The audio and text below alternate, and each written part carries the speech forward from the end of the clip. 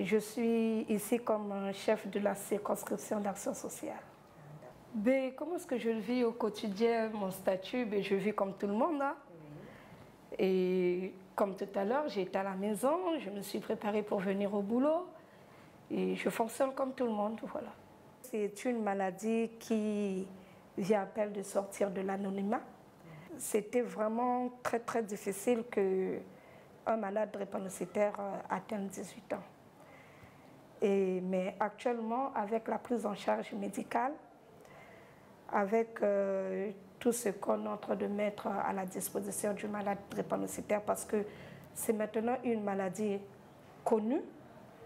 Aujourd'hui, nous avons notre hôpital qui sera opérationnel. Et donc, je dirais merci à la Première Dame qui est là vraiment, qui a pris ce combat entre ses mains et qui n'a pas eu froid aux yeux pour frapper à la porte par-ci, par-là, jusqu'à saisir l'ONU. Aujourd'hui, si on parle de la journée internationale de la drépanocytose, c'est grâce à elle.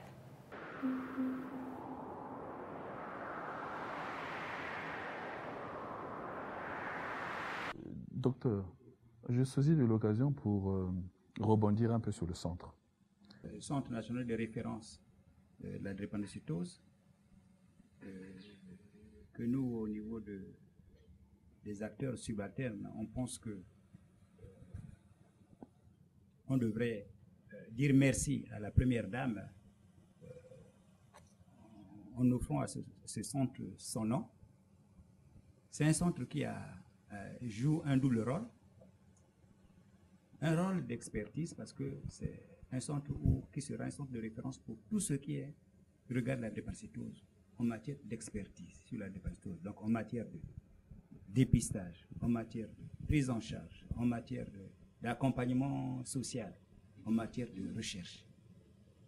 C'est un centre aussi qui a un rôle d'attraction qui doit amener tous ceux qui s'intéressent à la drépanocytose vers ce centre. Ce centre a des missions simples, est un peu simple, a des missions simples. La première chose, il va assurer la prise en charge globale des drépanocytaires. On entend par prise en charge, il faut faire le dépistage. 2, il faut traiter, donc faire les soins médicaux. 3, il faut prendre en charge le malade sur l'aspect psychologique. 4e chose, il faut faire un accompagnement social à ce malade-là. Prise en charge sociale du malade. Alors, pour ce faire, comme le centre est implanté à Brazzaville, donc il va donc élaborer, ce centre aura pour rôle de mission principale d'élaborer les protocoles de prise en charge, de former le personnel qui va prendre en charge ces drépanocytaires, de sensibiliser la population sur le dépistage. Il faut se faire dépister pour se prendre en charge. Parce que plus tôt on est dépisté, surtout à l'enfance, surtout après la naissance, si on est bien pris en charge, vous avez suivi le témoignage de Patricia. Ce n'est plus un tabou, on disait voilà, le drépanocytaire n'atteint pas 25 ans, voilà, non, ce n'est plus ça. On a des drépanocytaires de 65 ans qui travaillent normalement, qui prennent leur retraite et qui meurent d'autre chose, de la drépanocytose. Ensuite, ce centre aura la mission, au niveau de la recherche, de coordonner la recherche. Coordonner la recherche, c'est-à dire que les protocoles de recherche seront élaborés, il y aura un comité scientifique. Il ne va pas fonctionner sur le plan de la recherche en vase clos. Donc, il va fonctionner en relation avec le ministère de la Recherche scientifique, en relation avec le ministère de l'Enseignement supérieur et donc l'Université Mariangouabi pour faire la recherche sur la drépanocytose. Avec le CHU, bien sûr, et les autres hôpitaux, faire la recherche clinique et la recherche fondamentale. Ce centre aura aussi, dans le cadre de la sensibilisation, d'élaborer des messages en relation avec, au niveau du ministère, on a un service qui s'occupe de l'éducation, de la santé, donc en relation avec ce service, en relation avec les pédagogues, puisque nous faisons la sensibilisation dans les écoles, donc en relation avec les gens du ministère de l'Enseignement. On va élaborer les messages pour diffuser à ces différents lieux. Ce centre aura aussi la mission de vous former, vous, en tant qu'acteurs des médias, parce que nous passons par vous pour sensibiliser. D'ailleurs, aujourd'hui, vous nous donnez l'occasion de parler de la drépanocytose. Donc, il y aura aussi l'occasion de former les drépanocytaires qui vont diffuser le message sur la drépanocytose. Voilà un peu les missions de façon ramassée de ce centre. Et le centre techniquement est validé aujourd'hui, parce qu'on a vu, on a enregistré la visite du professeur Elian. Quel est son rôle au niveau du centre? Bon. Il faut son expertise. Dire qu'il est validé, non, c'est pas ça. Non, mais il est venu pour valider ou pour... Non, le professeur Elian s'occupe de la drépanocytose depuis plus de 30 ans en France. Hein? Au centre Robert Debré, il s'occupe de la drépanocytose. Il a mis en place plusieurs centres. Donc, il a une expertise. En fait, il vient nous aider à mettre en place notre centre. Parce qu'il a mis en place plusieurs centres. Bamako, je crois, Cotonou, jusqu'en Martinique, je crois, Dakar aussi, je pense. Parmi les missions que j'ai citées du centre, j'ai oublié de citer la mission du centre d'être un interlocuteur privilégié pour toutes les associations qui s'intéressent à la drépanocytose. Auprès du centre, ces associations vont trouver des réponses à leurs questionnements. Voilà. Patricia aussi, quand elle est intervenue, justement, elle a parlé de la stigmatisation. Elle a dit qu'elle était abandonnée. Pour aller à l'école, elle était comme stigmatisée. Je dis, et ceci, il faut voir l'environnement social de l'enfant drépanocytaire. Il faut justement que les parents contribuent à améliorer son environnement, de telle sorte que l'enfant ne puisse pas être stigmatisé et qu'il puisse faire une scolarité normale. Donc c'est ça important, c'est dans le cadre de la campagne, je crois, de la sensibilisation, c'est un fait, c'est quelque chose que nous devons faire.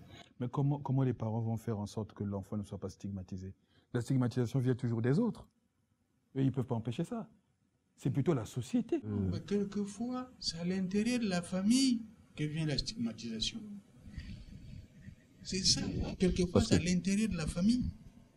Non, mais puisqu'avec la sensibilisation, maintenant qu'on a fait connaître la drépanocytose, on a expliqué tous les mécanismes qui concourent autour de cette maladie.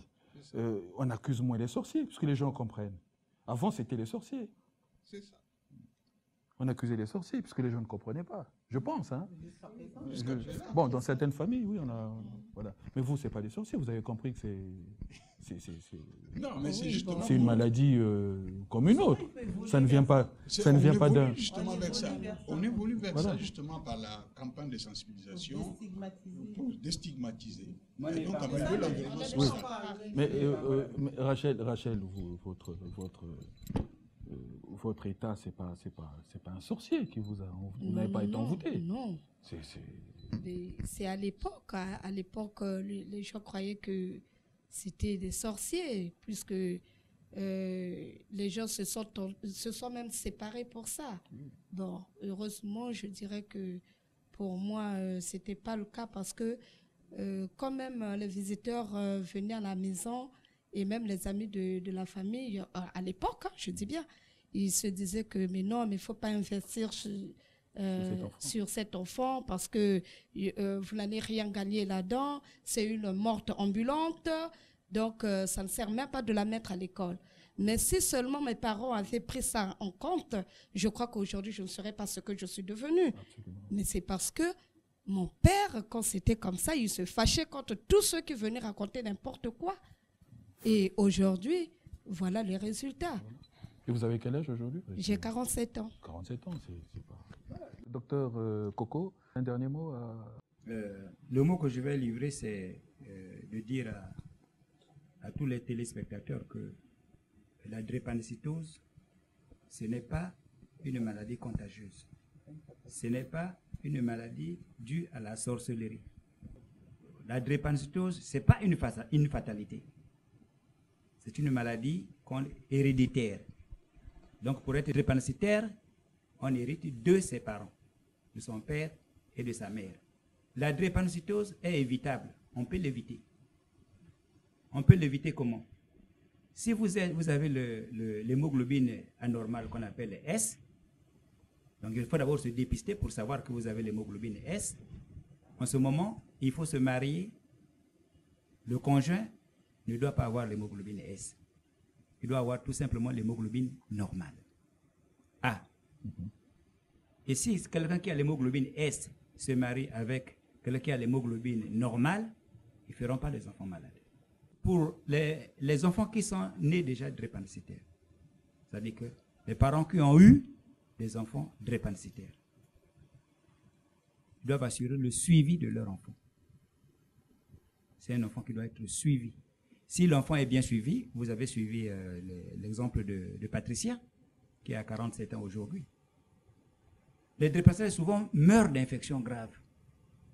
Mais heureusement pour nous, c'est que la plupart des infections du drépanocytaire ont des vaccins.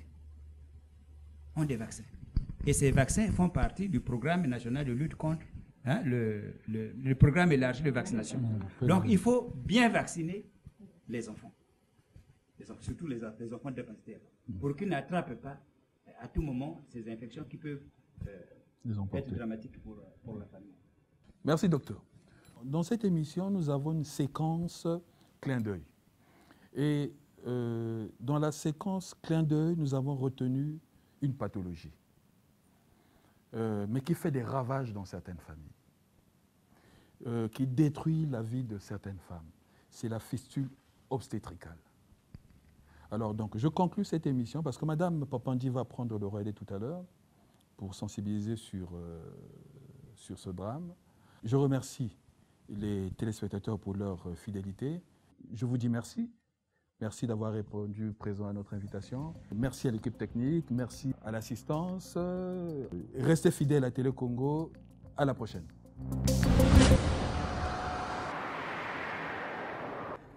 Parler aujourd'hui de la fistule obstétricale signifie fin du silence, moins de souffrance. La fistule obstétricale, c'est donc une ouverture. Ouverture, c'est-à-dire une communication anormale qui va donc être entre le canal vaginal et la vessie. C'est une maladie qui atteint plus l'adolescente. L'adolescente, c'est-à-dire la jeune femme qui accouche pour la première fois. Quand elle n'accouche pas devant un personnel qualifié, un personnel médical qualifié, c'est un accouchement qui va se dérouler difficilement. Difficilement pourquoi? Parce que c'est une jeune femme avec un bassin qu'on appelle un bassin immature, c'est-à-dire un bassin dont le développement n'a pas fini. Donc, la tête de l'enfant au moment de l'accouchement va être coincée parce que la tête est un peu plus grosse que le bassin. Donc, elle va être coincée longtemps dans le bassin de la femme. Tout autour du bassin, donc en haut qu'en bas, il y a donc des tissus que nous appelons les tissus mous, c'est-à-dire les muscles, les vaisseaux, tout ce qui est autour. Donc, cette tête coincée va comprimer pendant longtemps ces vaisseaux. Et plutôt ces tissus mous. Quand les tissus mous sont comprimés pendant longtemps, le sang ne pourra plus circuler et la zone ne sera plus arrosée. Qu'est-ce qui se passe? La zone meurt parce qu'elle ne reçoit plus le sang, elle meurt. Et quand ça meurt, ça entraîne un pourrissement. Et tout ce qui pourrit finit par être enlevé, décapé. Et quand ça se décape, c'est remplacé par un trou. Et un orifice, c'est ce trou qu'on appelle fistule. Donc, quand le trou concerne l'étage antérieur, c'est-à-dire entre la vessie et le vagin, on appelle la fistule vésico-vaginale. Et quand le trou est en bas, c'est la fistule vésico-rectale. Les conséquences à court et à long terme. À court terme, c'est une infection. C'est des infections qui s'installent parce que tout est ouvert, tout communique, et les selles et les urines. C'est une femme qui reste tout le temps mouillée. Donc, ça va donc faire développer des champignons. des champignons que nous appelons des germes. Et ces germes, ces bactéries, vont donc migrer dans l'organisme parce que ça communique avec le reste de l'organisme. Donc, au niveau de l'AVC, ces germes peuvent migrer jusqu'au niveau des reins et à long terme, on aura ce qu'on appelle des tableaux d'insuffisance rénale parce que ça va abîmer les reins. Au niveau de la sphère génitale, c'est-à-dire au niveau de l'utérus et tout, ça va migrer jusqu'au niveau des trompes, abîmer les trompes et à la longue va s'installer une infertilité secondaire. La fistule, c'est une maladie comme toute autre. Ce n'est pas un mauvais sort, comme pensent certaines femmes, comme j'étais un mauvais sort. Ce n'est pas le mauvais sort. Elle survient parce que vous avez eu un accouchement difficile en milieu non autorisé, vous n'étiez pas pris en charge. Donc, dès lors qu'une femme constate qu'après un accouchement, elle reste tout le temps humide, elle est un peu rejetée parce que les gens lui reprochent qu'elle sent mauvais, qu'elle sent du caca, qu'elle sent des urines, que cette femme n'hésite pas à se présenter en consultation de spécialisation, ça dit dans les grands centres, pour qu'on arrive à dépister rapidement la fistule et puis arriver à la prendre en charge.